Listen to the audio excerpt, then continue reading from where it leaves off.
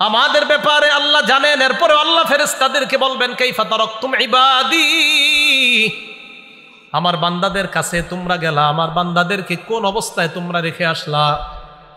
ফেরেশতারা জবাব দিবে, আল্লাহ আপনার এক আজীব বান্দা, তারা আতাইনাহুম ওয়া হুম ইউসাল্লুনা তারাকনাহুম ইউসাল্লুন। আল্লাহ তাদের কাছে যখন গিয়েছিলাম আসরের সময় গিয়া দেখি নামাজের মধ্যে, আর এখন তাদেরকে রেখে আসলাম ফজরের নামাজে। আল্লাহ গেছি যখন দেখি আসর পড়ে, আল্লাহ এখন আসছি এগুলা দেখি নামাজ পড়ে। মাবুদ কি আজীব বান্দা আপনার, গেলাম যখন তখনও দেখি নামাজে, মাবুদ আসলাম যখন তখনও দেখি নামাজ। তাহলে ফজরের নামাজ দিয়ে দিন শুরু করবো ইনশাআল্লাহ, ঠিক আছে না? ইনশাআল্লাহ ফজরের নামাজ দিয়ে দিন শুরু। হাতে পায়ে ধরে বলি, নামাজ ছেড়ে দিয়েন না। আমাদের ইমানদার, আমরা যারা মুমিন, আমরা যারা মুসলমান, আমাদের তো এটা একটা গর্বের বিষয় যে আমরা আমাদের রবকে কত সুন্দর করে পবিত্র অবস্থায় প্রতিদিন স্মরণ করি। আর মুসলমানদের এটা গৌরবের বিষয় যে আমরা আমাদের দিন শুরু করি আমাদের রবের ইবাদত দিয়ে। বুখারী শরীফের বর্ণনা 557 নম্বর হাদিস, রাসূলুল্লাহ সাল্লাল্লাহু আলাইহি ওয়াসাল্লাম ইরশাদ করেন, লাইয়ালি জান্নার আহাদুন সাল্লা ক্বাবলা তুলুইশ শামসি ওয়া ক্বাবলা গুরুবিহা। নবীজি বলেন সূর্য ওঠার আগে এবং সূর্য ডুবার আগে। আবার তাহলে এবার সবাই বলবেন, বলেন সূর্য ওঠার আগে আর সূর্য ডুবার আগে দুই নামাজ আসর। হ্যাঁ, ফজর আর সূর্য ওঠার আগে ফজর, সূর্য ডুবার আগে আসর। নবী বলেন সূর্য ওঠার আগে আর সূর্য ডুবার আগে তথা ফজর এবং আসরের নামাজ যারা পড়বে, লাইয়ালি জান্নার, সে কিছুতেই জাহান্নামে প্রবেশ করবে না। মানে অন্যগুলো ছেড়ে দিবেন না। এই দুই নামাজ মানুষ অলসতা বেশি করে, তাই রাসূল এই দুই নামাজের গুরুত্ব দিয়েছেন। রাসূলুল্লাহ সাল্লাল্লাহু আলাইহি সাল্লাম, সহিহ বুখারীর বর্ণনা, ক্বালা রাসূলুল্লাহ সাল্লাল্লাহু আলাইহি ওয়াসাল্লাম, মান সাল্লাল বারদাইন দাখালাল জান্নাহ। আল্লাহ নবী বলেন দুই শীতল নামাজ যে পড়ে, একটা হলো ফজরের নামাজ আর একটা আসরের নামাজ। দুই শীতল নামাজ মানে ফজরের সময় আবহাওয়াটা একটু ঠান্ডা থাকে, আসরের সময় আবহাওয়া ঠান্ডা থাকে। নবী বলেন এই দুই শীতল নামাজ যে পড়ে দাখালাল জান্নাহ, সে জান্নাতে প্রবেশ করবে। এর মানে আমার কোনো উম্মত যদি এই দুই উক্ত পড়তে পারে, অন্যগুলো এমনি পড়বে। কারণ আসরের সময় একদল বাজারে যায়, আরেক দল মাঠে খেলতে যায়, আরেক দল জোহর পইরা যে খায় এমন ঘুম দেয় আর ওঠে না। আর ফজরের সময় অলসতার কথা আর কি বলবো। তো এই দুই নামাজ যদি কেউ পড়তে পারে তো নিশ্চিত থাকবেন অন্যগুলো ইনশাল্লাহ পড়তে পারে। মুনাফিকির খাতায় নাম যেন আমাদের মরণের আগে কখনোই লেখা না হয়। কারা কারা চাইতো সবাই ইনশাল্লাহ? ক্বালা রাসূলুল্লাহ সাল্লাল্লাহু আলাইহি ওয়াসাল্লাম, লাইসা শাইউন আসকালা আলাল মুনাফিকিন, লাইসা সালাতুন আসকালা আলাল মুনাফিকিনা মিন সালাতিল ফজরি ওয়া সালাতিল ইশা। নবীজি বলেন মুনাফিকদের কাছে দুইটা নামাজ সবচাইতে কষ্টকর, দুইটা নামাজ সবচাইতে ভারী। বলেন মুনাফিকদের কাছে কয়টা নামাজ সবচাইতে ভারী? আচ্ছা, মুনাফিক কেন বলছে? মানে ইমানদারদের মাঝে একদল দাবি করে ইমানদার, একদল দাবি করে ইমানদার, কিন্তু কাজে করবে আসলে ইমানদার না। তো ইমানদারদের মধ্যে কেউ যদি এমন হয় যে ফজর থুর ভাল লাগে না, কিল্লেগা হুজুর আজানটা দেয়, আর যদি এশার নামাজের সময় থুর কি দরকার, নবী বলেন ফজর আর এশার নামাজ মুনাফিকদের কাছে সবচেয়ে ভারী নামাজ। তাহলে বলেন তো কয় দুই নামাজ মুনাফিকদের কাছে সবচেয়ে ভারী? ফজর আর এশা।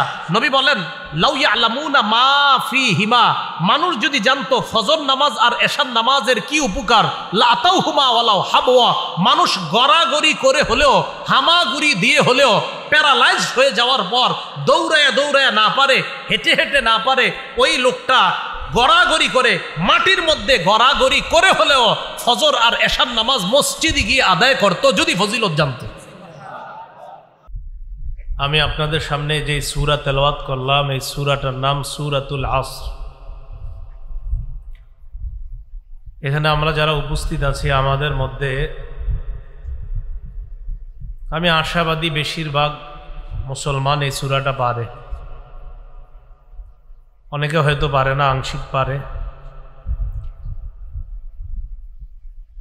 এই সূরার নাম সূরাতুল আসর। আসরুন শব্দের অর্থ হলো সময়, যোগ। আল্লাহ পাক রব্বুল আলামিন এই সূরা শুরু করেছেন আল আসরি দিয়ে, সময়ের শপথ দিয়ে। সময়ের শপথ দিয়ে যেহেতু আল্লাহ এই সূরা শুরু করলেন, বোঝা যায় সময়ের অনেক মূল্য। রাসূলুল্লাহ সাল্লাল্লাহু আলাইহি সাল্লামকে প্রশ্ন করা হলো, আইয়ুল আমালি আহাব্বু ইলাল্লাহ, হে আল্লাহর রাসূল, আল্লাহর কাছে সবচেয়ে পছন্দনীয় আমল কোনটা? ফাকালা রাসূলুল্লাহ সাল্লাল্লাহু আলাইহি ওয়াসাল্লাম আসসালাতু আলা ওয়াক্তিহা। রাসূলুল্লাহ সাল্লাল্লাহু আলাইহি সাল্লাম জবাব দিলেন, সময় মতো নামাজ পড়া আল্লাহর কাছে সবচেয়ে পছন্দনীয় আমল। তাহলে সময়ের মূল্য আল্লাহর কাছে আছে। সময়ের মতো ওই কাজ করা এটাও আল্লাহর কাছে প্রিয়। রাসূলুল্লাহ সাল্লাল্লাহু আলাইহি সাল্লাম ইরশাদ করেন, নি'মাতানে মাগবুনুন ফীহিমা কাসীরুম মিনান নাস, আস-সিহহাতু ওয়াল ফারাগ। দুটি নিয়ামতের ব্যাপারে মানুষ উদাসীন। একটা হলো সুস্থতা নামক নিয়ামত, এই নিয়ামতের ব্যাপারে মানুষ উদাসীন। সুস্থতার সময় উচিত হলো বেশি বেশি ইবাদত করা, কিন্তু মানুষ সুস্থতার সময়গুলোকে হেলায় ফেলায় নষ্ট করে দেয়, অনর্থক কাজে কর্মে নষ্ট করে দেয় সুস্থতার সময়। এজন্য হাদিসের মধ্যে রাসূলুল্লাহ সাল্লাল্লাহু আলাইহি সাল্লাম বলেন, অসুস্থ হওয়ার আগে সুস্থতাকে মূল্যায়ন করো, এটাকে গনিমত মনে করো। ওয়াসিহহাতাকা ক্বাবলা সুকুমিক, তুমি অসুস্থ হয়ে যাবা, এই অসুস্থ হওয়ার আগে সুস্থ যে অবস্থাটা এটাকে তুমি মূল্যায়ন করো। কারণ সুস্থতার সময় আপনি যেই পরিমাণ মসজিদে হেঁটে গিয়ে নামাজ পড়ার সুযোগ পান, যেই পরিমাণ শক্তি সামর্থ্য আপনার আছে, আপনি যদি জ্বরাক্রান্ত হয়ে যান, জ্বরের রোগেও যদি আপনি আক্রান্ত হন, ওই জ্বরের সময়ও দেখা যায় প্রচণ্ড জ্বর থাকলে আপনি চাইলেও ঘর থেকে বের হতে পারছেন না। বোঝা গেল সুস্থতার সময় আপনি যেই ইবাদতটা হেঁটে গিয়ে সুস্থতার সাথে মসজিদে আদায় করতে পারতেন, অসুস্থতার সময় চাইলেও যেতে পারতেছেন না। রাসূলুল্লাহ সাল্লাল্লাহু আলাইহি সাল্লাম বলেন, দুটি নিয়ামত মানুষ উদাসীনতার সাথে নষ্ট করে দেয়। একটা হলো সুস্থতা, দুই নাম্বার আল ফারাগ, অবসর সময়। অবসর সময় উচিত বেশি পরিমাণে আল্লাহর ইবাদত করা, জিকির করা। জান্নাতে জান্নাতীরা যাওয়ার পর কোনো আফসোস থাকবে না, একটা আফসোস থাকবে, আমি দুনিয়াতে ওই অবসর সময়টা কেন কাজে লাগাইলাম না। ওই অবসরে যদি একটু বেশি আল্লাহকে স্মরণ করতাম তো আজকে জান্নাতে আমার অবস্থানটা এর চেয়ে আরো ভালো থাকতো। একটা আফসোস করব। তো অবসর সময়টা আমরা অনর্থক নষ্ট করি। জোহর, আসর, মাগরিব কোন দিক দিয়ে যায় খবর নাই, কারণ তিনি 5 মিনিটের জন্য ফেসবুকে দেশের খবর নেওয়ার জন্য ঢুকেছিলেন। এই 5 মিনিটের জন্য ঢুকে যাওয়ার পর 5 মিনিট 5 ঘন্টা হয়ে যাচ্ছে, মিনিট সেকেন্ড সব চলে যাচ্ছে, তার কোনো খবর নাই। রাসূলুল্লাহ সাল্লাল্লাহু আলাইহি সাল্লাম বললেন, দুটি নিয়ামত মানুষ উদাসীনতার সাথে নষ্ট করে দেয়। এর মধ্যে একটা সুস্থতার, একটা অবসর সময়। সময়গুলোকে যেন আমরা মূল্যায়ন করতে পারি, আল্লাহ তৌফিক দান করেন। আমিন। ইমাম বুখারী, মুসলিম রহমতুল্লাহি আলাইহির উস্তাদ, তার নিজের বক্তব্য তিনি বলেন, মা আকালতু বিয়াদি সালাসিনা সানাতান লাক্কামাতনি উখতি ওয়া আনা আকতুবুল হাদিস। আমি 30 বছর যাবৎ হাতে লোকমা দিয়ে খানা খাই নাই, আমার বোন আমাকে লোকমা দিয়ে খাবার খাওয়ায়া দিত আর আমি হাদিস লিখতাম। মানে চিন্তা করে, খাইতে গেলে যদি সময় নষ্ট হয় তো আমি, আমার বোন খাওয়ায়া দেখ, আমি হাদিস লিখি। ইমাম বুখারী, মুসলিম রহমতুল্লাহ উস্তাদ, 30 বছর এমন হয়েছে। সময়গুলো খুব মূল্যায়ন করা, সময়ের বড় দাম। তাই আল্লাহ বললেন, ওয়াল আসরি, সময়ের শপথ, ইন্নাল ইনসানা লাফি খুসর, সমস্ত মানুষ ক্ষতিগ্রস্ততায় লিপ্ত, সমস্ত মানুষ ক্ষতির মধ্যে আছে। ইল্লাল্লাযীনা আমানু ওয়া আমিলুস সালিহাতি ওয়া তাওয়াসাউ বিল হাক্কি ওয়া তাওয়াসাউ বিস সাবর। তবে তারা ক্ষতির মধ্যে না যারা ঈমান এনেছে, নেক কাজ করেছে, একে অপরকে হকের ওসিয়ত করেছে, সবুরের ওসিয়ত করেছে, তারা ক্ষতির মধ্যে না, তারা সফল। আল্লাহ বললেন সব মানুষ ক্ষতির মধ্যে, তবে তারা না যারা ঈমান এনেছে, নেক কাজ করেছে, একে অপরকে হকের ওসিয়ত করেছে, সত্যের ওসিয়ত করেছে আর ধৈর্যের ওসিয়ত করেছে। সূরাতুল আসর এমন এক সূরা, কানা রাজুলান মিন আসহাবিন নবী সাল্লাল্লাহু আলাইহি ওয়াসাল্লাম ইযা ইলতাকায়া লাম ইয়াতাফাররাকা ইল্লা আন ইয়াকরা আহাদুহুমা আলাল আখারি সূরাতাল আসর।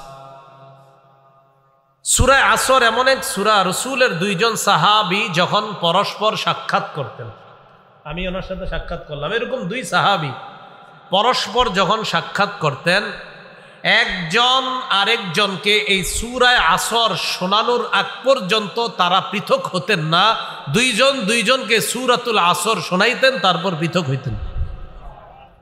ছোট্ট সূরা, এই সূরাটা ছোট্ট। ইমাম শাফি রহমতুল্লাহি আলাইহি বলেন, আল্লাহ যদি এই সূরাটা নাজিল করে আর অন্য কোন সূরা নাজিল না করতেন, পুরা কোরআনের যদি আর কোন সূরা নাজিল নাও করতেন আল্লাহ, শুধু যদি এই সূরাটাই আল্লাহ নাজিল করতেন, তো এতটুকুই সারা পৃথিবীর মানুষের জন্য, ইসলাম বুঝার জন্য যথেষ্ট হয়ে যেত।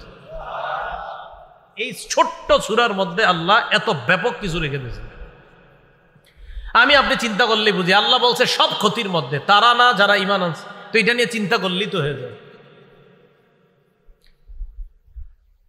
তো রাসূল সাল্লাল্লাহু আলাইহি সাল্লামের দুইজন সাহাবী সাক্ষাৎ করতেন, একজন আরেকজনকে এটা শোনাইতেন, সুম্মা ইউসাল্লিমু আহাদুহুমা আলাল আখার, এরপর একজন আরেকজনকে আসসালামু আলাইকুম বলে বিদায় নিতেন। বাকি সাক্ষাৎ করার পর একজন আরেকজনকে অবশ্যই এই সূরা শোনাইতেন।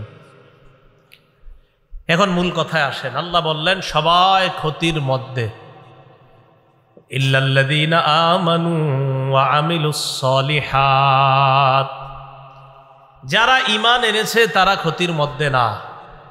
ঈমান এনেছে মানে লা ইলাহা ইল্লাল্লাহ এটা স্বীকার করেছে, কালিমাতুত তাওহীদ স্বীকার করেছে, কালিমাতুত তাওহীদ স্বীকার করেছে মানে এটা বাস্তবায়ন করেছে। পড়েন তো আমার সাথে, লা ইলাহা ইল্লাল্লাহ, আল্লাহ ছাড়া কোনো ইলাহ নাই। এখন আপনি যে এটা বললেন, খুব মন দিয়ে বুঝছেন, আপনি যে এটা বললেন যে আল্লাহ ছাড়া কোনো ইলাহ নাই, তো এই আল্লাহ ছাড়া কোনো ইলাহ নাই এর অর্থ হলো দুনিয়ার ইলাহ, দিনের ইলাহ আল্লাহ, রাতের ইলাহ আল্লাহ, সকালের ইলাহ আল্লাহ, দিবসের মধ্যভাগের ইলাহ আল্লাহ, 24 ঘন্টার ইলাহ আল্লাহ, সেকেন্ড মিনিট সময় বছর দিন সব কিছুর ইলাহ আল্লাহ। সূরা কসসের 71-72 নম্বর আয়াতে আল্লাহ বলেন, قل أرأيتم إن جعل الله عليكم الليل سرمدا إلى يوم القيامة من إله غير الله يأتيكم بضياء أفلا تسمعون। নবী আপনি বলেন, তোমরা কি ভেবে দেখেছো আল্লাহ যদি এই রাতকে কিয়ামত পর্যন্ত রাত রেখে দিতেন, যদি এটাকে আল্লাহ দিন না বানাইতেন, রাত্রকে যদি কিয়ামত পর্যন্ত আল্লাহ রাতই রাখতেন, তাহলে বলো আল্লাহ ছাড়া কে আছে যে এই রাতকে আলোকিত করে দিন বানাইতে পারে? আছে কেউ? আল্লাহ বলে, নবী আপনি মানুষকে একটু জিজ্ঞাসা করেন, কুল আরাইতুম ইন জাআলাল্লাহু আলাইকুমুন নাহারা সারমাদান ইলা ইয়াউমিল কিয়ামাতি মান ইলাহুন গায়রুল্লাহ ইয়াতিকুম বিলাইলিন তাসকুনুনা ফীহি আফালা তুবসিরুন।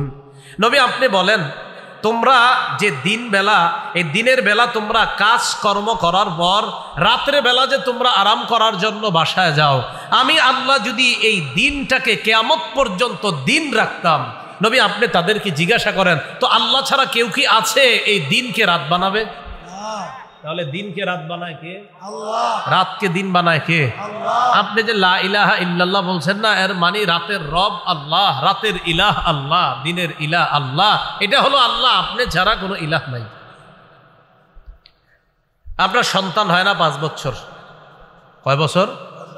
5-10 বছর আপনার সন্তান হয় না। এখন আপনি শুক্রবার জুমার নামাজ আদায় করে কোনো একজন আল্লাহর ওলির কবরে গেছেন, আল্লাহর ওলির কবরে। তো কবর জিয়ারত করতে গেলেন, মাশাআল্লাহ ভালো কথা।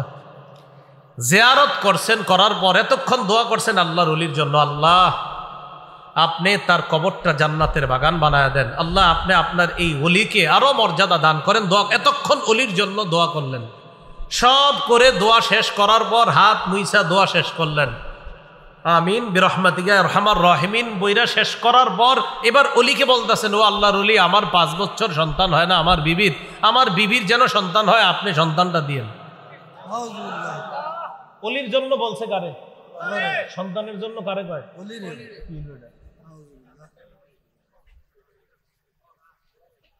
সূরা শুরা আয়াত নাম্বার 49-50 আল্লাহ পাক রব্বুল আলামিন বলেন, লিল্লাহি মুলকুস সামাওয়াতি ওয়াল আরদ ইয়াখলুকু মা ইয়াশা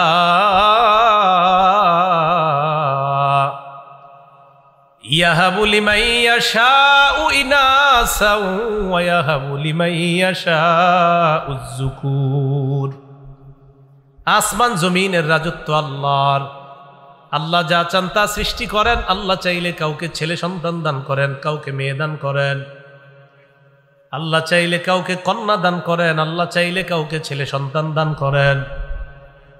আও ইউযাউযুহুম যুকরানা ওয়া ইনাসা, আল্লাহ চাইলে কাউকে ছেলে মেয়ে উভয়টা দান করেন। আছে না এমন? আছে।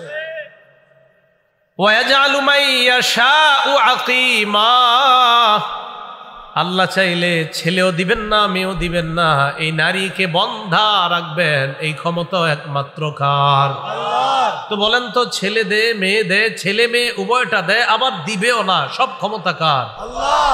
এটাই ইল্লাল্লাযীনা আমানু, তবে তারা ক্ষতিগ্রস্ত না যারা ঈমান আনছে, লা ইলাহা ইল্লাল্লাহকে মনে প্রাণে মেনে নিয়েছে। আল্লাহ ছাড়া কোনো ইলাহ নাই, রাতেও আল্লাহ ছাড়া ইলাহ নাই, দিনেও আল্লাহ ছাড়া ইলাহ নাই। আমার ছেলে দেওয়ার ক্ষমতাও আল্লাহ ছাড়া কারো নাই, আমার মেয়ে দেওয়ার ক্ষমতাও আল্লাহ ছাড়া কারো নাই, ছেলে মেয়ে উভয়টা দেওয়ার ক্ষমতা আল্লাহ ছাড়া কারো নাই। আমার ছেলেও হবে না, আমার মেয়েও হবে না, এই ক্ষমতাও আল্লাহ ছাড়া কারো নাই। আমার সন্তান হোক না হোক, সব একমাত্র একজনের ইশারায় হবে, তিনি আল্লাহ। এইটা ইল্লাল্লাযীনা আমানু, আপনি যে লা ইলাহা ইল্লাল্লাহ মেনে নিছেন। এবার আমার সাথে পড়েন, লা ইলাহা ইল্লাল্লাহ মুহাম্মাদুর রাসূলুল্লাহ সাল্লাল্লাহু আলাইহি ওয়াসাল্লাম। যদি পুরাটা পড়েন, লা ইলাহা ইল্লাল্লাহু মুহাম্মাদুর রাসূলুল্লাহ, পুরাটাও যদি পড়েন সমস্যা নেই। লা ইলাহা ইল্লাল্লাহ, সমস্যা নেই। লা ইলাহা ইল্লাল্লাহু মুহাম্মাদুর রাসূলুল্লাহ সাল্লাল্লাহু আলাইহি ওয়াসাল্লাম, পুরাটাও যদি পড়েন সমস্যা নেই। কথা কি বুঝে আসছে? কথা হলো এই পুরাটা একসাথে পড়া যাবে, এটার দলিল কি? ইমাম আবু হানিফা রহমতুল্লাহি আলাইহি রিসালা আর রাসাইলুল আহাদ আল আহাদিসুস সাবআ মিনার রাসাইলিস সালাসিল আহাদিসিয়া বা হাদিসিয়া, মক্কা থেকে ছাপা 170 নম্বর পৃষ্ঠা। ইমাম আবু হানিফা রহমতুল্লাহি আলাইহি বলেন, লাকিতু সাবআতাম মিন আসহাবিন নবী সাল্লাল্লাহু আলাইহি ওয়াসাল্লাম। ইমাম আবু হানিফা রহমতুল্লাহি আলাইহি বলেন, আমি সরাসরি রাসূলের 7 জন সাহাবীর সাথে সাক্ষাৎ করছি। সুবহানাল্লাহ, তিনি আমাদের ইমাম। ইমাম আবু হানিফা রহমতুল্লাহি আলাইহি বলেন, আমি 7 জনের সাথে সাক্ষাৎ করলাম, এর মধ্যে একজনের মুখ থেকে শুনলাম, ক্বালা রাসূলুল্লাহ সাল্লাল্লাহু আলাইহি ওয়াসাল্লাম, নবীজি বলেন, দাখালতুল জান্নাহ, আমি জান্নাতে প্রবেশ করলাম। ওয়া রাআইতু ফি আরিদিল জান্নাহ লা ইলাহা ইল্লাল্লাহু মুহাম্মাদুর রাসূলুল্লাহ সাল্লাল্লাহু আলাইহি ওয়াসাল্লাম। নবীজি বলেন, আমি জান্নাতে প্রবেশ করলাম, জান্নাতের এক জায়গায় স্বর্ণ দিয়ে আমি লেখা দেখলাম, লা ইলাহা ইল্লাল্লাহ মুহাম্মাদুর রাসূলুল্লাহ। আমি দেখলাম সেখানে লেখা আল্লাহ ছাড়া কোনো ইলাহ নাই, মুহাম্মদ সাল্লাল্লাহু আলাইহি সাল্লাম আল্লাহর রাসূল। এই বাক্য আমি জান্নাতে লেখা দেখলাম। পুরোটা বলা যাবে না?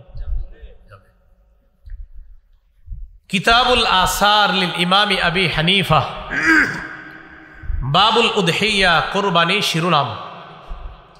কোরবানি অধ্যায়ের 175 নম্বর পৃষ্ঠা।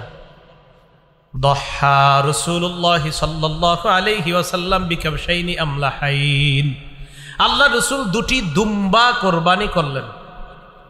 যাবাহা আহাদাহুমা আন নাফসিহি, একটা দুম্বা নিজের পক্ষ থেকে কোরবানি করলেন। ওয়াল আখারা আম্মান ক্বালা লা ইলাহা ইল্লাল্লাহু মুহাম্মাদুর রাসূলুল্লাহ সাল্লাল্লাহু আলাইহি ওয়াসাল্লাম। নবীজি আরেকটা দুম্বা তাদের পক্ষ থেকে কোরবানি করলেন যারা বলে আল্লাহ ছাড়া কোনো ইলাহ নাই, মুহাম্মদ সাল্লাল্লাহু আলাইহি সাল্লাম আল্লাহর রাসূল, তথা লা ইলাহা ইল্লাল্লাহ মুহাম্মাদুর রাসূলুল্লাহ যারা বলে তাদের পক্ষ থেকে আরেকটা দুম্বা রাসূল কোরবানি করলেন। বলা যাবে না পুরাটা? আচ্ছা, হাদিসের কিতাব নাম আল জামিউস সগীর, 1 নম্বর খণ্ড, 645 নম্বর পৃষ্ঠা। আনাস রাদিয়াল্লাহু তাআলা আনহুর বর্ণনা, তিনি বলেন, ক্বালা রাসূলুল্লাহ সাল্লাল্লাহু আলাইহি ওয়াসাল্লাম দাখালতুল জান্নাহ ফারাআইতু ফি আরিদাতাইল জান্নাহ সালাসাতা আসতুরিন বিয-যাহাব লা বিমাইজ যাহাব। রাসূলুল্লাহ সাল্লাল্লাহু আলাইহি সাল্লাম বলেন, আমি জান্নাতে প্রবেশ করলাম, জান্নাতের চারপাশে আমি তাকায়া 3টা লাইন দেখলাম, 3টা লাইন স্বর্ণ দিয়ে লেখা। রাসূল বলেন, স্বর্ণের পানি দিয়ে লেখা এমন না, এটা হলো স্বর্ণ কালি দিয়ে লেখা এমন না, মানে সোনালী কালারে, যেমন আপনাদের এই যে এটা সোনালী কালার, বিভিন্ন অংশ সোনালী কালার দেখা যাচ্ছে, কথার কথা। তো অনেক লেখা দেখবেন সোনালী কালার, রাসূল বলেন না না, সোনালী কালার বা সোনালী রং দিয়ে লেখা এমন না, রাসূল বলেন স্বর্ণ দিয়েই লেখা, অক্ষরগুলো স্বর্ণের। আমি 3টা লাইন দেখলাম, আস-সাতরুল আউয়াল লা ইলাহা ইল্লাল্লাহু মুহাম্মাদুর রাসূলুল্লাহ। প্রথম যে লাইনটা, ওই লাইনের মধ্যে লেখা স্বর্ণ দিয়ে লেখা, আমি তাকায় দেখলাম লেখা আছে আল্লাহ ছাড়া কোনো ইলাহ নাই, মুহাম্মদ সাল্লাল্লাহু আলাইহি ওয়াসাল্লাম আল্লাহর রাসূল, সুবহানাল্লাহ। ওয়াস-সাতরুস সানি, দ্বিতীয় লাইনের মধ্যে লেখা দেখলাম মা কদ্দামনা ওয়াজাদনা। দ্বিতীয় লাইনের মধ্যে লেখা, দুনিয়ার মধ্যে যত দান সৎকা করলাম, আমল নামা করলাম, এই দান সৎকার প্রতিদান জান্নাতের মধ্যে পেয়ে গেলাম। এটা দ্বিতীয় লাইনে লেখা। ওয়াস-সাতরুস সালিস, তৃতীয় লাইনের মধ্যে লেখা উম্মাতুম মুজনিবা ওয়া রাব্বুন গফুর। তৃতীয় লাইনের মধ্যে লেখা উম্মত গুনাহ করে আর দয়াময় আল্লাহ মাফ করে দেয়। তাহলে বলেন তো, 3 লাইনের 1 লাইনের মধ্যে কি লেখা? লা ইলাহা ইল্লাল্লাহু মুহাম্মাদুর রাসূলুল্লাহ। এখন কেউ যদি লা ইলাহা ইল্লাল্লাহ পড়ে সমস্যা নাই, কেউ যদি পড়ে লা ইলাহা ইল্লাল্লাহু মুহাম্মাদুর রাসূলুল্লাহ, তাও সমস্যা নাই। কথা কি বুঝে আসছে? তাহলে ঝগড়া না বুঝতে হবে? ঝগড়া করা যাবে। কিতাবের নাম আল মুস্তাদরাক লিল হাকিম, 3 নম্বর খণ্ড, 121 নম্বর পৃষ্ঠা। রাসূলুল্লাহ সাল্লাল্লাহু আলাইহি সাল্লাম পাহাড়ের পিছনে আত্মগোপন করে আছে। আপনারা জানেন কাফেরদের অত্যাচারে রাসূল সাল্লাল্লাহু আলাইহি সাল্লাম প্রায় 3 দিনের মতো আত্মগোপন করেছিলেন। তো রাসূলুল্লাহ সাল্লাল্লাহু আলাইহি ওয়াসাল্লাম আত্মগোপন করে আছেন। ইনতালাকা আবু যাররিন ওয়া ইবনু আম্মি আবি যাররিন রাদিয়াল্লাহু তাআলা আন। নবীজির সাহাবী আবু যর এবং তার চাচাতো ভাই রাসূলকে তালাশ করার জন্য বের হলেন। ইয়াতলুবু রাসূলুল্লাহ সাল্লাল্লাহু আলাইহি ওয়াসাল্লাম, আল্লাহ রাসূলকে তালাশ করতেছে। আবু যর, সাহাবী আবু যর এবং তার চাচাতো ভাই রাসূলকে তালাশ করতেছে। কেন? যে নবী নাকি কি এক দাওয়াত দেয়, এই দাওয়াতটা তারাও শুনতে চায়, তারাও তখনও ঈমান আনেননি। এই আবু যর এবং তার চাচাতো ভাই দুইজন আল্লাহ নবীর সামনে গেছে। যাওয়ার পর নবীজিকে বললেন, ইন্না আতাইনাকা লিনাসমা মা তাকুল, আপনি নাকি একটা দাওয়াত দেন, এই দাওয়াত শোনার জন্য আপনার কাছে আসছি, বলেন আপনি কি বলেন? নবীজি বললেন, আমি দাওয়াত দেই আকুলু লা ইলাহা ইল্লাল্লাহু মুহাম্মাদুর রাসূলুল্লাহ সাল্লাল্লাহু আলাইহি ওয়াসাল্লাম, আমি দাওয়াত দেই আল্লাহ ছাড়া কোনো ইলাহ নাই, আর আমি যে মুহাম্মদ আল্লাহর রাসূল, এই কথার দাওয়াত আমি দেই। ফাআমানা বিহি আবু যররিন ওয়া সাহিবু, এই দাওয়াত পাওয়ার সাথে সাথে আবু যর এবং তার চাচাতো ভাই এই বাক্যের উপর বিশ্বাস করে কালিমা পরে মুসলমান হয়ে যায়। তাহলে পুরাটা বলে যাওয়ার দলিল আছে? এ নবী নিজের মুখ দিয়ে বলছে লা ইলাহা ইল্লাল্লাহু মুহাম্মাদুর রাসূলুল্লাহ। বুখারী শরীফের ব্যাখ্যা গ্রন্থ নাম ফাতহুল বারী, 17 নম্বর খণ্ড, 232 নম্বর পৃষ্ঠা। আন আব্দুল্লাহ ইবনে আব্বাস রাদিয়াল্লাহু তাআলা আনহুমা قال كان مكتوبا على رايته لا اله الا الله محمد رسول الله। আব্দুল্লাহ ইবনে আব্বাস বলেন, আল্লাহর নবীর পতাকার মধ্যে লেখা ছিল লা ইলাহা ইল্লাল্লাহ মুহাম্মাদুর রাসূলুল্লাহ সাল্লাল্লাহু আলাইহি ওয়াসাল্লাম। নবীর পতাকার মধ্যে লেখা লা ইলাহা ইল্লাল্লাহ মুহাম্মাদুর রাসূলুল্লাহ। এখন বলেন তো, এই যে পুরাটা লেখা, এটা বলা যাবে কিনা? কিতাবের নাম মাজমাউজ জাওয়ায়েদ, হাদিসের কিতাব, 5 নম্বর খণ্ড, 324 নম্বর পৃষ্ঠা। আব্দুল্লাহ ইবনে আব্বাস রাদিয়াল্লাহু তাআলা আনহুমার বর্ণনা, তিনি বলেন, কানাত রায়াত রাসূলিল্লাহি সাল্লাল্লাহু আলাইহি ওয়াসাল্লাম সাউদা ওয়া লিওয়াআন আবিয়াদা। রাসূলুল্লাহ সাল্লাল্লাহু আলাইহি সাল্লামের দুটি পতাকা ছিল, একটা কালো পতাকা, এটা ছিল বড়, আর একটি সাদা পতাকা, এটা ছিল ছোট। মাকতুবুন আলাইহি লা ইলাহা ইল্লাল্লাহু মুহাম্মাদুর রাসূলুল্লাহ। জিহাদের ময়দানে সাহাবাদের হাতে পতাকা, একটা কালো একটা সাদা, কালোটা বড় সাদাটা ছোট। জিহাদের ময়দানে রাসূল নেতৃত্বে আছেন, ওই নেতৃত্বে দেওয়া দলের যেই পতাকা, ওই পতাকার মধ্যে লেখা লা ইলাহা ইল্লাল্লাহ, আল্লাহ ছাড়া কোনো ইলাহ নাই, মুহাম্মাদুর রাসূলুল্লাহ, মুহাম্মদ সাল্লাল্লাহু আলাইহি সাল্লাম আল্লাহর রাসূল। এই বাক্য রাসূলের পতাকার মধ্যে লেখা। ইল্লাল্লাযীনা আমানু, তবে যারা ঈমান এনেছে তারা ক্ষতিগ্রস্ত না। তাহলে ঈমান আনার অর্থ বুঝে আসছে সবার মোটামুটি? লা ইলাহা ইল্লাল্লাহ মুহাম্মাদুর রাসূলুল্লাহ, এই পুরা বাক্যের বাস্তবায়ন করা, আল্লাহ ছাড়া কোনো ইলাহ নাই, মুহাম্মদ সাল্লাল্লাহু আলাইহি সাল্লাম আল্লাহর রাসূল। রাসূল যেই শরীয়ত রেখে গিয়েছেন, এই শরীয়তের বাস্তবায়ন পৃথিবীর মধ্যে ঘটানো আল্লাহ তৌফিক দান করুন। পরের অংশ, ওয়ামিলুস সলিহাত, যারা নেক কাজ করেছে। যারা কি করেছে? নেক কাজ। ইল্লাল্লাযীনা আমানু, যারা ঈমান এনেছে, ওয়ামিলুস সলিহাত, যারা নেক কাজ করেছে। এখন কথা হলো, নেক কাজ কি? ঈমান আনার পর, মনে করেন আপনি একজন বালেগ, ঈমান আনছেন, এই ফজরের নামাজের এখন ঈমান আনছেন। এখন একটা কথার কথা, কোনো একজন মুসলমান নতুন মুসলমান হয়েছে, ঈমান আনছে, বলেন তো এশার নামাজের সময় এখনো আছে না গেছে? আছে। ফজরের নামাজের আগে ঈমান আনছে, ফজরের নামাজ হয়ে গেছে, একটু পরে সময় হয়ে গেছে, বাস ঈমান আনছে, তার উপর ফজরের নামাজ ফরজ। ঈমান আনার পর ওয়ামিলুস সলিহাত, নেক কাজ করা। নেক কাজের মধ্যে শ্রেষ্ঠ নেক কাজ ফরজ ইবাদত নামাজ। বলেন কি? ইসলামের দ্বিতীয় ভিত্তি কি? নামাজ। বলেন ইসলামের দ্বিতীয় ভিত্তি কি? এর মধ্যে সবচেয়ে বেশি যে নামাজটা আমরা পড়ি সেটা হলো ফজরের নামাজ। ফজর নামাজ না সবচেয়ে বেশি পড়ি কোনটা এলাকার? ফজরই তো। ও আচ্ছা, মাগরিব, ঠিক আছে, যাই হোক, আমি ভাবছি ফজর। রমজান মাসে ফজরের নামাজে মুসল্লি কম হয়েছে না বেশি হয়েছে? এই এলাকার মসজিদে রমজানে ফজরে মুসল্লি অন্য মাসের চেয়ে বেশি হয়েছে না কম হয়েছে? আজকের ফজর বা আগামীকালকের ফজরে এই এলাকার মুসল্লিগুলাই তো থাকবে, নাকি অন্য কেউ আসবে? তাহলে আজকের ফজরে ওই মুসল্লিরা কোথায় গেল? নাকি রমজানের ফজরে বাঞ্ছারামপুর থেকে কেউ আসছিল? তাহলে এই এলাকার মুসল্লি রমজানে ফজর পড়তে মসজিদে গেছে, তাহলে আজকে ফজরে ওই মুসল্লিগুলা কোথায় ছিল? সূরা বাকারা 238 নম্বর আয়াতে আল্লাহ বলেন, হাফিজু আলাস সালাওয়াতি ওয়াস সালাতিল উসতা, তোমরা নামাজের প্রতি যত্নবান হও, বিশেষ করে মধ্যম নামাজ।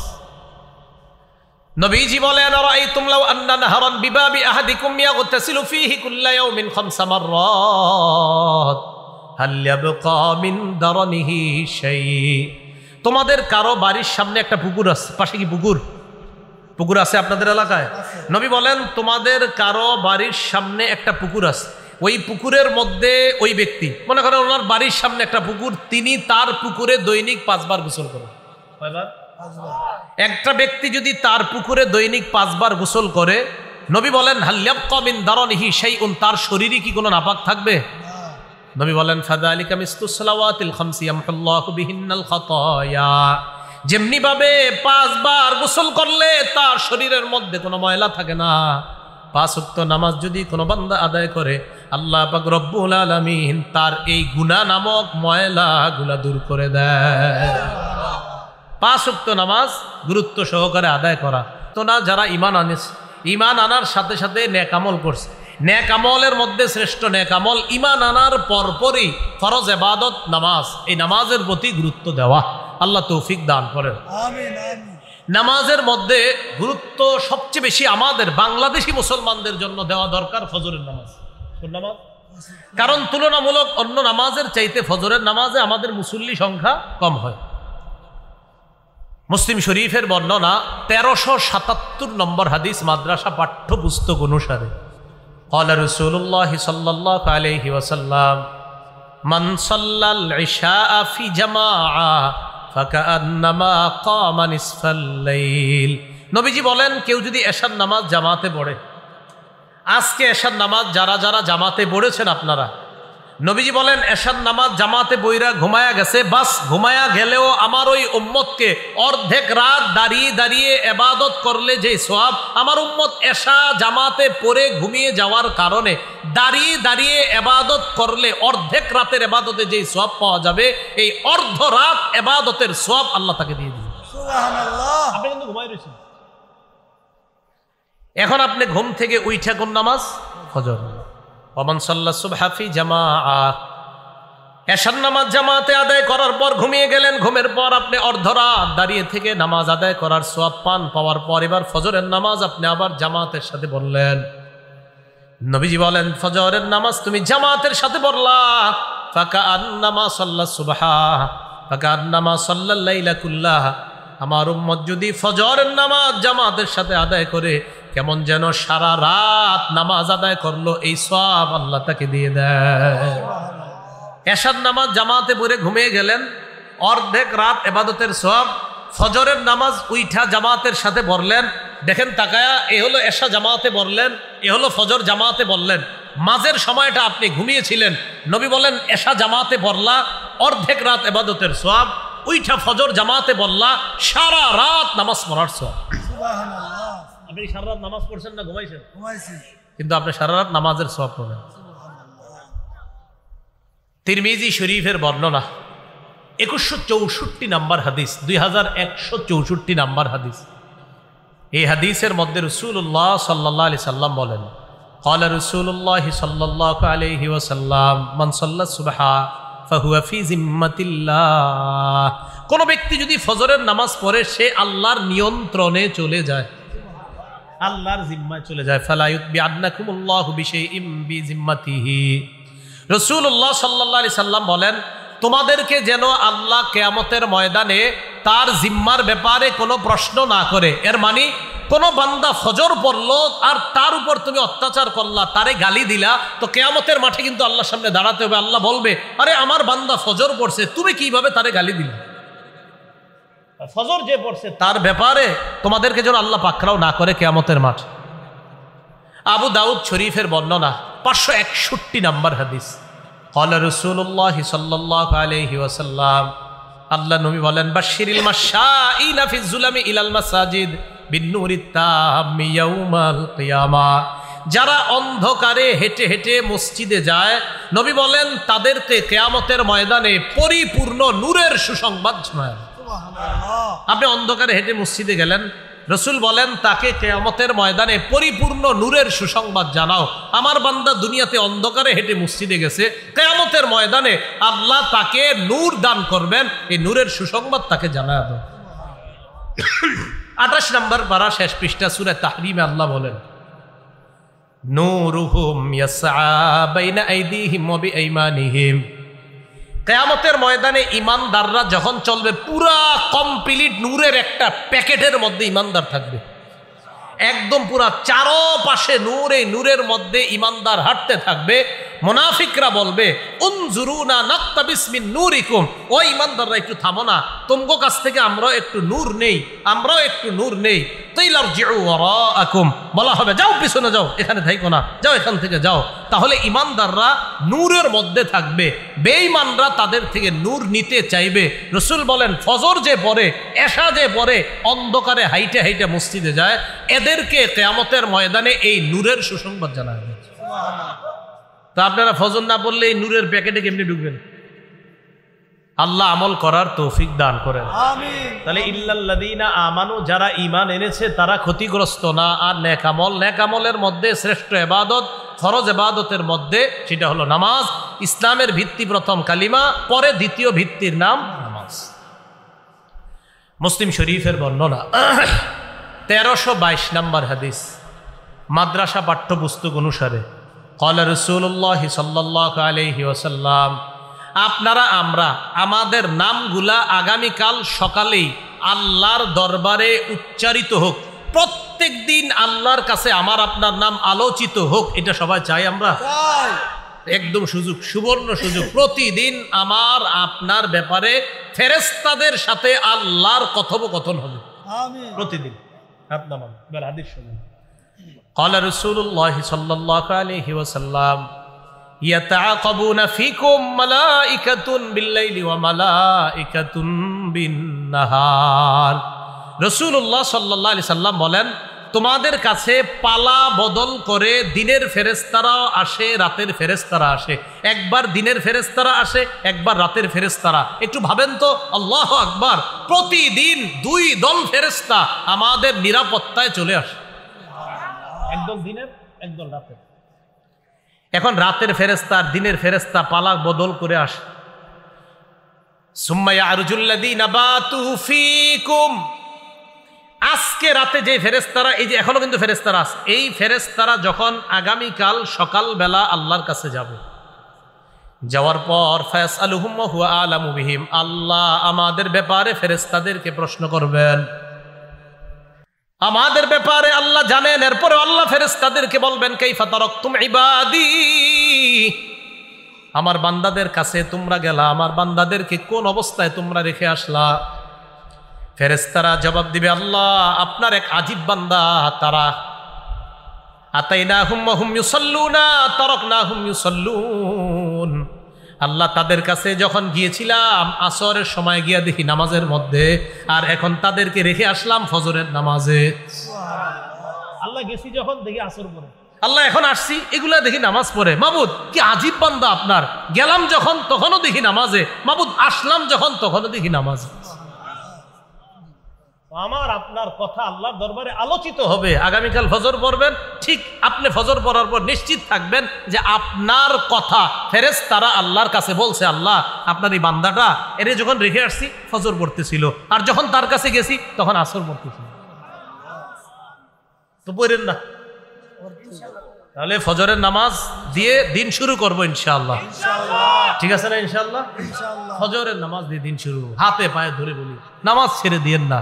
আমাদের ইমানদার, আমরা যারা মুমিন, আমরা যারা মুসলমান, আমাদের তো এটা একটা গর্বের বিষয় যে আমরা আমাদের রবকে কত সুন্দর করে পবিত্র অবস্থায় প্রতিদিন স্মরণ করি। আর মুসলমানদের এটা গৌরবের বিষয় যে আমরা আমাদের দিন শুরু করি আমাদের রবের ইবাদত দিয়ে। এর চেয়ে আর কি? আল্লাহ আমাদের সকলকে ফজর দিয়ে দিন শুরু করার তৌফিক দান করেন, আমিন আমিন। বুখারী শরীফের বর্ণনা 557 নম্বর হাদিস, রাসূলুল্লাহ সাল্লাল্লাহু আলাইহি ওয়াসাল্লাম ইরশাদ করেন, লা ইয়ালিজান্না আহাদুন সাল্লা ক্বাবলা তুলুইশ শামসি ওয়া ক্বাবলা গুরুবিহা। নবীজি বলেন সূর্য উঠার আগে এবং সূর্য ডুবার আগে আলেম ছাড়া অন্যদের একজন বলবেন, আলেম ছাড়া অন্যদের থেকে একজন বলবেন, দেখি সবাই চুপ, রেডি হন। সূর্য উঠার আগে এবং সূর্য ডুবার আগে, খুব দ্রুত বলবেন কোন দুই নামাজ? আবার বলছি, সূর্য উঠার আগে সূর্য ডুবার আগে, জোরে বলবেন একজন, কোন দুই নামাজ? একজন বলেন, একজন। ফজর এবং মাগরিব কি সূর্য ডুবার আগে? আবার তাহলে এবার সবাই বলবেন, বলেন সূর্য উঠার আগে আর সূর্য ডুবার আগে দুই নামাজ আসর। হ্যাঁ, ফজর আর সূর্য উঠার আগে ফজর, সূর্য ডুবার আগে আসর। নবী বলেন সূর্য উঠার আগে আর সূর্য ডুবার আগে তথা ফজর এবং আসরের নামাজ যারা পড়বে লাইয়ালি জান্নার, সে কিছুতেই জাহান্নামে প্রবেশ করবে না। মানে অন্যগুলো ছেড়ে দিবেন না। এই দুই নামাজ মানুষ অলসতা বেশি করে, তাই রাসূল এই দুই নামাজের গুরুত্ব দিয়েছেন। তাহলে ফজরের নামাজ দিয়ে আপনার দিন শুরু করা। আর মনে রাখবেন, আপনাদের এলাকার যে ব্যক্তি ফজর পড়ে ফেলছে, আপনি খোঁজ নিয়ে দেখবেন যাদের নিয়মিত ফজর পড়ার অভ্যাস, আল্লাহর রহমতে তারা বাকি চার ওয়াক্ত তাদের জন্য কষ্টই হয় না, ঠিক না? রাসূলুল্লাহ সাল্লাল্লাহু আলাইহি সাল্লাম, সহিহ বুখারীর বর্ণনা, ক্বালা রাসূলুল্লাহ সাল্লাল্লাহু আলাইহি ওয়াসাল্লাম মান সাল্লাল বারদাইন দাখালাল জান্নাহ। আল্লাহ নবী বলেন দুই শীতল নামাজ যে পড়ে, একটা হলো ফজরের নামাজ আর একটা আসরের নামাজ। দুই শীতল নামাজ মানে ফজরের সময় আবহাওয়াটা একটু ঠান্ডা থাকে, আসরের সময় আবহাওয়া ঠান্ডা থাকে। নবী বলেন এই দুই শীতল নামাজ যে পড়ে দাখালাল জান্নাহ, সে জান্নাতে প্রবেশ করবে। এর মানে আমার কোনো উম্মত যদি এই দুই উক্ত পড়তে পারে, অন্যগুলো এমনি পড়বে। কারণ আসরের সময় একদল বাজারে যায়, আরেক দল মাঠে খেলতে যায়, আরেক দল জোহর পইরা যে খায় এমন ঘুম দেয় আর ওঠে না। আর ফজরের সময় অলসতার কথা আর কি বলবো। তো এই দুই নামাজ যদি কেউ পড়তে পারে তো নিশ্চিত থাকবেন অন্যগুলো ইনশাল্লাহ পড়তে পারে। মুনাফিকির খাতায় নাম যেন আমাদের মরণের আগে কখনোই লেখা না হয়। কারা কারা চাইতো সবাই ইনশাল্লাহ?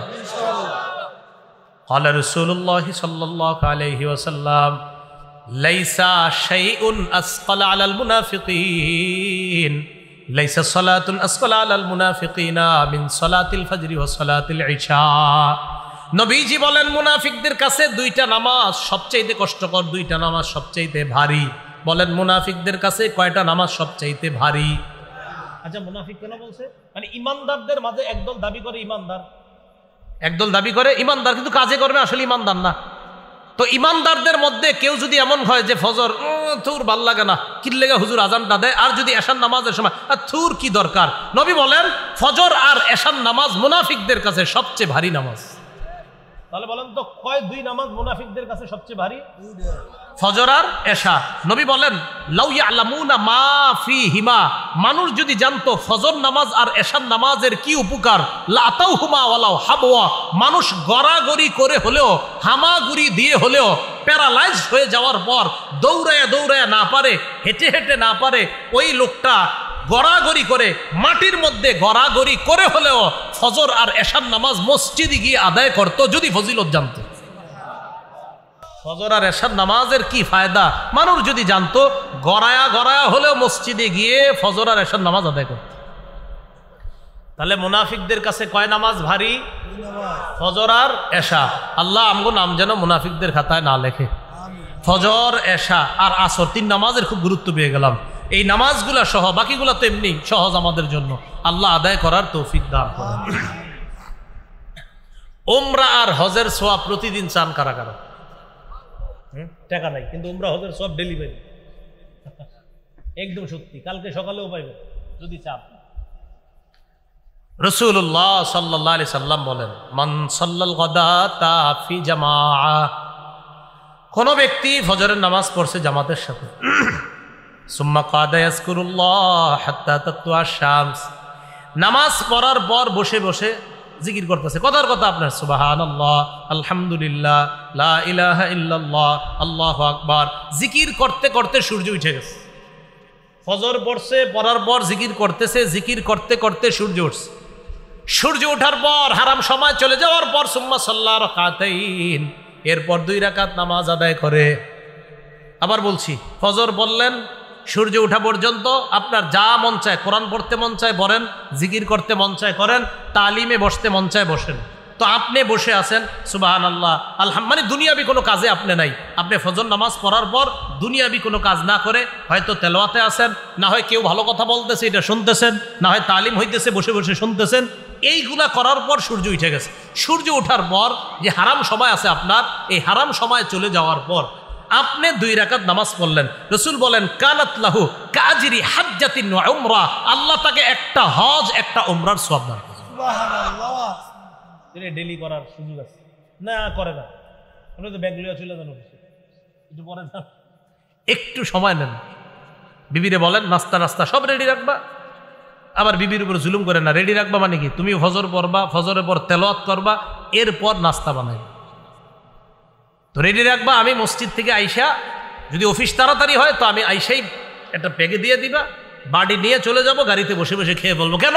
আমার ইবাদতটা যেন না ছুটে, যদি পারেন আর কি, চেষ্টা করবেন। আল্লাহ তৌফিক দান করেন। তাহলে হজ উমরার সওয়াব, এই ফজিলত অর্জন করার সুবর্ণ সুযোগ, ঠিক না? আল্লাহ আমাদেরকে আমল করার তৌফিক দান করেন। তো বলছিলাম ফজরের নামাজটা আমরা গুরুত্ব দিব, ফজরের নামাজ দিয়ে আমাদের দিন শুরু করব। তো ইল্লাল্লাযীনা আমানু, তারা ক্ষতিগ্রস্ত না যারা ঈমান এনেছে, ওয়া আমিলুস সলিহাত, নেক কাজ করেছে, তারা ক্ষতিগ্রস্ত না। এখন কথা হলো প্রচুর আমল জমা করছেন। কথার কথা, আপনাদের এলাকার আব্দুর রহিম শনি রবি সোম মঙ্গল বুধ বৃহস্পতি 6 দিন 5 6 30 ওয়াক্ত নামাজ পড়ছে। শুক্রবার দিন সকালবেলা ফজর পড়ছে হলো 31, জুমা পড়ছে হলো 32। 32 ওয়াক্ত নামাজ পড়ার পর এক জায়গায় রওনা করছে। কিও আব্দুর রহিম, কই যাও? তো বলতেছে আল্লাহর ওলির কবর জিয়ারত করতে যাই। মাশাআল্লাহ, যাও। তো আল্লাহর ওলির কবর জিয়ারত করা ভালো কাজ, মাশাআল্লাহ। আল্লাহর ওলির কবর জিয়ারত করছে, করার পর এবার আল্লাহর ওলিরে বলতেছে, বাবা আমার তো এই ঝামেলা, আপনি আমার এই ঝামেলাগুলা দূর করে দেন। সূরা জুমারের 65 নম্বর আয়াতে আল্লাহ নবীকে কি বলে দেখেন, লাইন আশরাকতা লা ইয়াহবাতান্না আমালুকা ওয়া লা তাকুনান্না মিনাল খাসিরিন। নবী, আপনি যদি শিরিক করেন আপনার সব আমল বরবাদ হয়ে যাবে। নবী, আপনি যদি শিরিক করেন আপনার আমলনামা বরবাদ। কোন নবী শিরিক করবে এই কথা আমরা কল্পনা করতে পারি না, কিন্তু আল্লাহ ধমকটা কারে দিচ্ছে নবীকে, নবী আপনি শিরিক করেন আপনার আমল বরবাদ। আচ্ছা, নবীর মাধ্যমে তো আল্লাহ আমাদেরকে বুঝাইতেছে, দেখো উম্মত, একজন নবীরে আমি বললাম, ও নবী আপনি শিরিক করলে আমল নামা বরবাদ। কোন নবী? শ্রেষ্ঠ নবী, আমাদের নবীকে বলতেছে আপনি শিরিক করলে আমল সব বরবাদ। তো আমার আপনার কি অবস্থা হবে?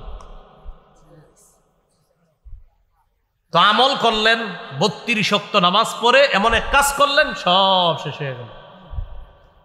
তো বলতে চাইলাম আমল নামা জমা করার পর এটা নষ্ট করে দিব না।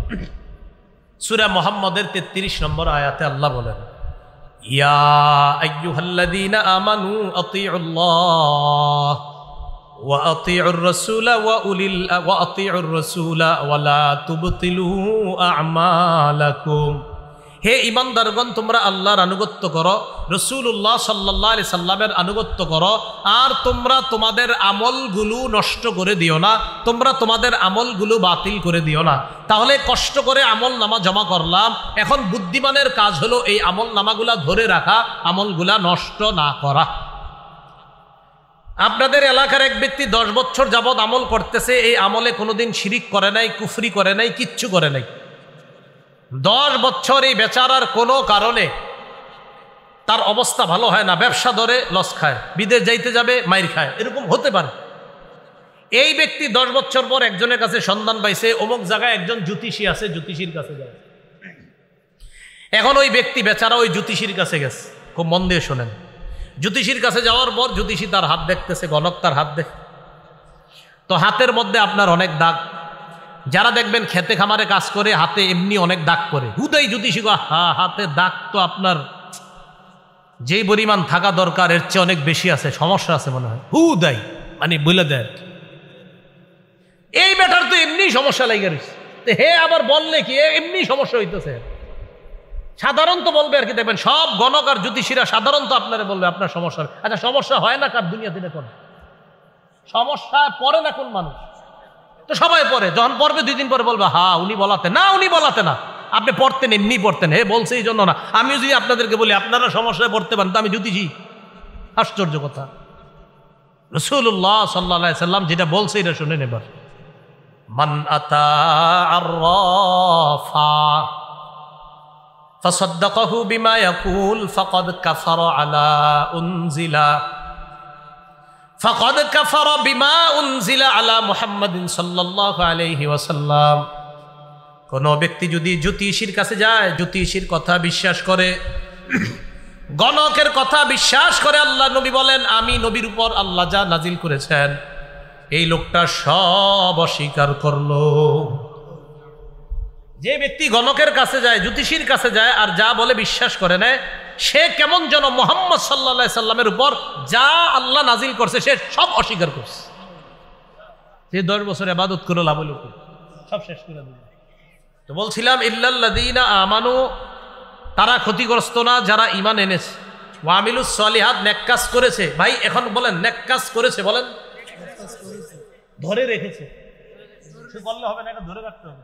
আপনি নষ্ট করে দিলে হবে না, এটা ধরে রাখতে হবে নেক আমলটা। তাহলে নেক কাজ করেছে না, না ধরে রেখেছে। নেক কাজ তো করলেন, করার পর এমন এক কাজ করছেন সব শেষ। তাহলে নেক কাজ করার পর এটার উপর অটল থাকা আল্লাহ তৌফিক দান করেন, আমিন। এই জন্য আল্লাহর কাছে বেশি দোয়া করবেন, আল্লাহ আমি যে নেক কাজগুলা করি আপনি কবুল করেন, আর আমার এই নেক কাজগুলোর মধ্যে যেন কোনো কুফুর শিরিক না ঢুকে, আল্লাহ আপনি আমাকে হেফাজত করেন। এই দোয়া আল্লাহর কাছে করা।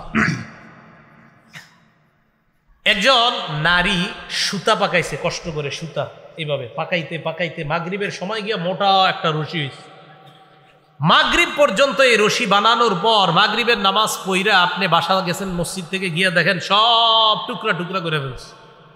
তো সারাদিন রশি দিয়ে পাকাইলো, এটা লাভ হইল কি? কষ্ট করে যে রশি দিয়া এইভাবে সুতা পাকায়া মোটা রশি বানাইলো, মাগরিবের পরে সব ছিঁড়ে ফেললো, রশি বানায়া কোনো লাভ হইছে? আপনারা ভাবছেন একটা গল্প বলছি? না, এই কথা আল্লাহ কোরআনে বলছে, এক নারীর কথা। সূরা নাহালের 92 নম্বর আয়াতে আল্লাহ বলেন, ওয়ালা তাকুনু কাল্লাতী নাকাদাত গাজলাহা মিন বাদি কুওয়াতিন আনকাসা। আল্লাহ বলেন তোমরা ওই নারীর মতো হয়ো না, যেই নারী পাকানো সুতা শক্তভাবে পাকানোর পর এটা আবার টুকরা টুকরা করে ফেলে, তোমরা তার মতো হয়ো না। মানে কষ্ট করে আমল নামা জমা করলা, আবার একটা শিরিকের মাধ্যমে সব শেষ করে দিলা, এমন তোমরা হবা না, ওই নারীর মতো হয়ো না।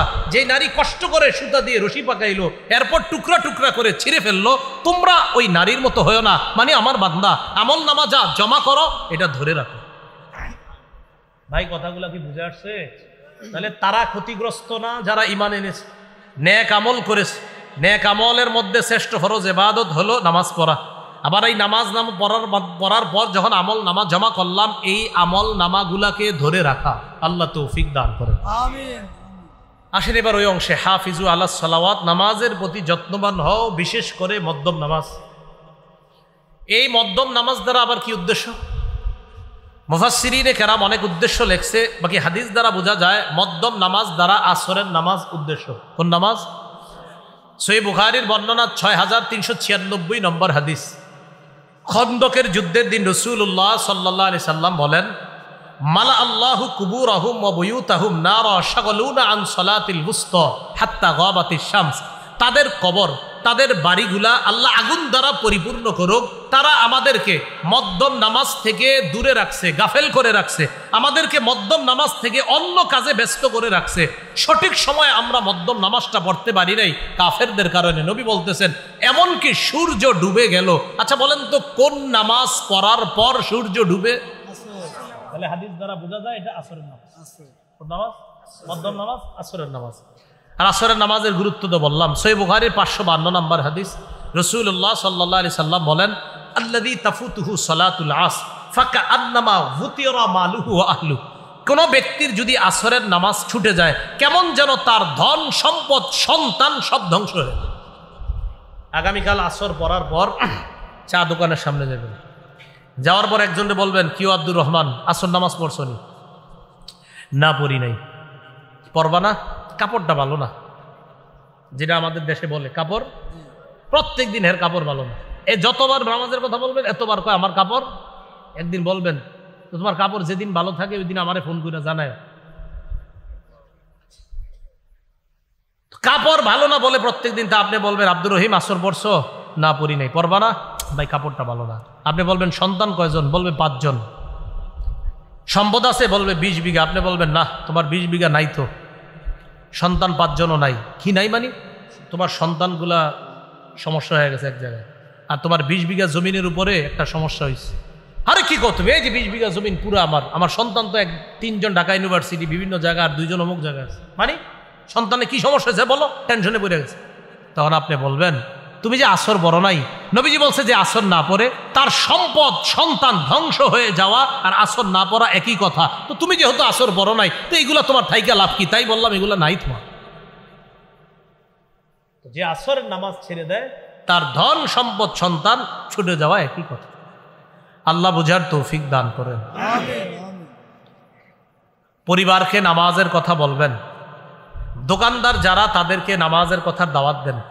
দোকানদারকে বলেন ভাই নামাজের সময় শাটারটা লাগায় মসজিদে যাও। আল্লাহ বলেন ওয়ামুর আহলাকা বিসসালাত, নবী আপনি আপনার পরিবারকে নামাজের কথা বলেন। দেখেন একটু পরে আল্লাহ বলতেছে লা নাসআলুকা রিজকা, নবী আপনি বলে দেন আমি আল্লাহ তোমাদের কাছে রিজিক চাই না। আচ্ছা নামাজের সাথে রিজিকের কি সম্পর্ক? খুব মন দিয়ে বুঝেন কথাটা। নামাজের কথা আল্লাহ বললেন, পরে রিজিকের কথা, মানে কি? নামাজ আর রিজিকের সম্পর্কটা কোথায়? 5 জন কাস্টমার আসছে, দোকানদার এই দিক দিয়ে শাটার লাগাবে কিনা, ওই দিক দিয়ে একামত। দেখেন একামত কাস্টমার দোকান, একামত কাস্টমার দোকান, একামত চলছে, দোকানদারের সামনে 3 জন কাস্টমার, এবার দোকানের শাটার লাগাবে কিনা চিন্তিত, যে নামাজে যাবো না কাস্টমার ছাড়বো, নামাজে যাবো না কাস্টমার ছাড়বো। আল্লাহ কয় বান্দা নামাজে যাও, আমি তোমার থেকে রিজিক চাই না। নাহনু নারজুকুকা, আরে দোকানে শাটার লাগাও, আমি তো রিজিক দেই, রিজিক তো আমি দেই, তুমি শাটার লাগাও, যাও নামাজে যাও। তুমি মাস শেষে হিসাব করো, যে শাটার লাগায় নামাজে যায় নাই আর তুমি নামাজে গিয়েছো, হিসাব মিলায় এদিক সেদিক দেখো তুমি এগিয়ে আছো। তো দেখছেন নামাজের সাথে রিজিকের সম্পর্ক। আল্লাহ কয় নামাজের আদেশ দেন, আমি তোমার কাছে রিজিক চাই না। আমি জানেন না এই আয়াতে টেনশনে পড়ছি, চিন্তিত হয়ে গেলাম, আচ্ছা রিজিকের সাথে নামাজের কি সম্পর্ক? তখন আল্লাহ বুঝ দিয়ে দিল, হ্যাঁ মানুষ রিজিকের চিন্তায় অনেক সময় নামাজ পড়ে না, আরেকটু পরে যাচ্ছি, আরেকটু পরে যাচ্ছি, আরেকটু পরে যাচ্ছি। আরে কেন ভাই? কাস্টমার আর 2 জন কাস্টমার আর 3 জন কাস্টমার, আরেকটু পরে যাচ্ছি।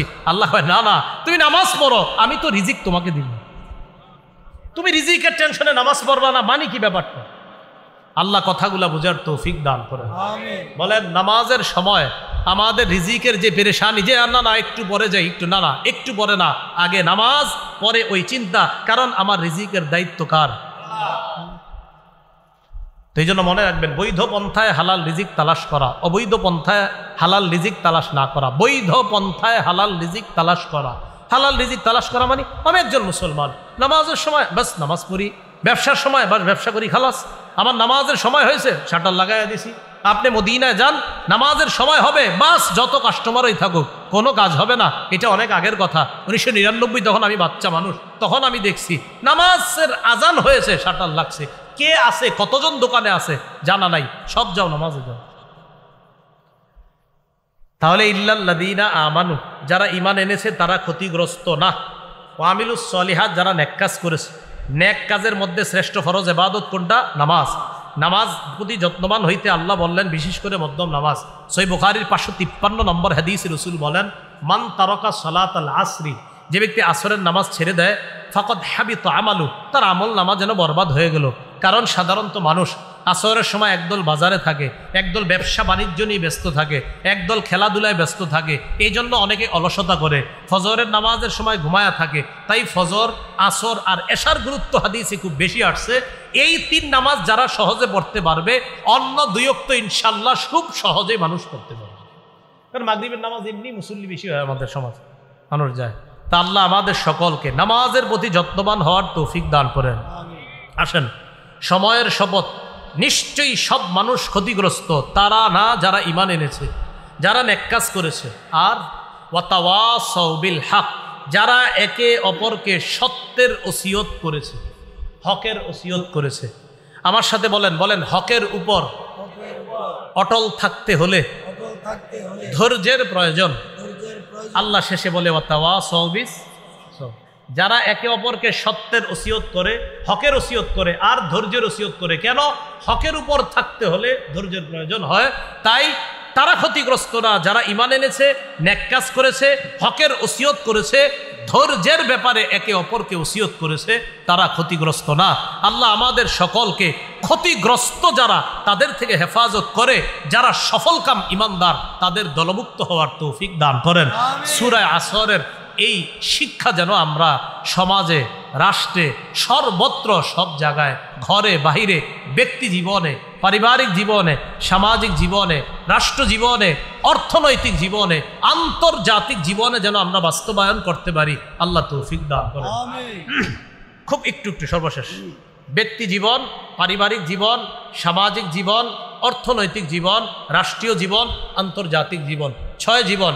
প্রথমত পারিবারিক জীবনে নামাজ কায়েম করবেন। 2 সামাজিক জীবন, আপনার সমাজে মানুষকে নামাজের দাওয়াত দিবেন। 3 রাষ্ট্রীয় জীবন, রাষ্ট্রের মানুষকে নামাজের দাওয়াত দিবেন। 4 আন্তর্জাতিক জীবন, এই আন্তর্জাতিক জীবনেও মানুষকে আপনি নামাজের দাওয়াত দিবেন। দাওয়াতটা নিজে তো নামাজ পড়বেন, 2 নাম্বার পরিবারকে নামাজ পড়াবেন, 3 নাম্বার সমাজকে নামাজ পড়াবেন, 4 নাম্বার রাষ্ট্রের মানুষগুলাকে নামাজ পড়াবেন, 5 নাম্বার আপনি নামাজের দাওয়াত সারা পৃথিবীর মধ্যে দিবেন, সারা পৃথিবীর মধ্যে। তাহলে একজন ইমানদার তার ইমান আনার পরের যে কাজটা ইকামুস সালাহ, অর্থাৎ নামাজ কায়েম করা, এটার হক আদায় হবে। আল্লাহ পাক রব্বুল আলামিন আমাদের সকলকে ইমানের গুরুত্ব, ইমানের চাওয়া, ইমানের চাহিদা যেন আমরা বুঝতে পারি, আল্লাহ তৌফিক দান করেন। আমিন ওয়া আখিরু দাওয়ানা আলহামদুলিল্লাহি রাব্বিল আলামিন। আমাকে একটা ঘোষণা দেওয়ার জন্য বলা হয়েছে।